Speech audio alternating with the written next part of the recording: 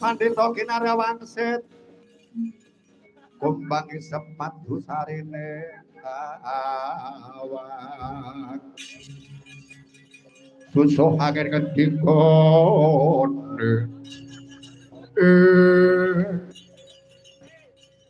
Rama Penemban Langen Gita kumleyang kados layangan pedhot wonten menapa Rama Penemban Ger anak Prabu Jayeng Loga. Apa kowe anak Prabu Jayeng Kusuma? Nggih kados pundi Rama Penemban. Aku mau lagi pejagongan ana negara Ngastina karo jenenge Prabu Baladewa. Baladewa kok wani nantang karo Begawan Langen Gita. Wah. Apa pejek nom sentosa ngono kowe ora ngerti lawan sak tenane kasetene Begawan Langen Gita.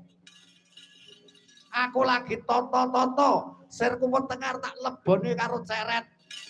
Lah kok sikile wis cumlewang ngekeki raiku nganti tekan kene mau. Katen Rama Penemban. Iya. Aku duwe pegawean sing abot. Siji mateni Baladewa, loro Pandhawa 5 bakal tak pateni. Aku wis saguh karo Ratu Ngastina sing jenenge Prabu Duryudana. Lajeng kersanipun perintahke Wadyabala sing gamben-gamben sing pilihan. Gawa gaman sak cukupe yen ana payo-payo jangan dimindon gaweni. Mengko aku sing buntuti ning mburimu. Nggih, ngestan Kakang dawuh. Kula perintahaken Wadyabala kula saking Pasir Gombal Raa.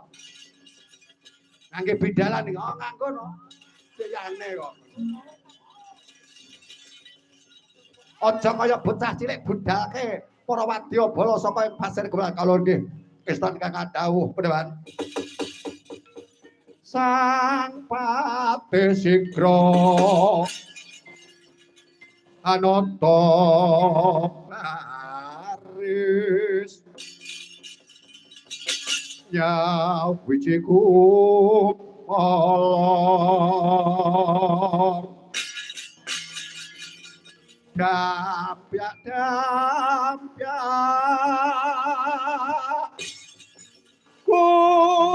kumrak kudwarane inarung krapyak watangakade kumalar ngabaki surae gumuruh